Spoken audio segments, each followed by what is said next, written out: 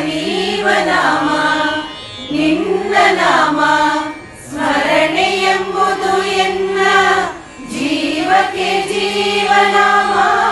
ಪರಮಾನಂದವನೀವನಾಮ ನಿನ್ನ ನಾಮ ಸ್ಮರಣೆ ಎಂಬುದು ಎನ್ನ ಜೀವಕ್ಕೆ ಜೀವನಾಮ. ವರವ ಕೊಡುವುದೊಂದು ಭಕ್ತಿ ಭಾವದ ನಾಮ.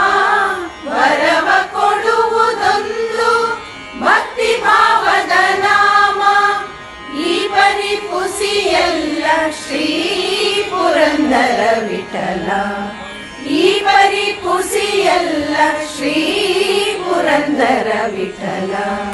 ನಾಮವಿದ್ದರೆ ಸಾಕು ರಾಮ ನಿನ್ನ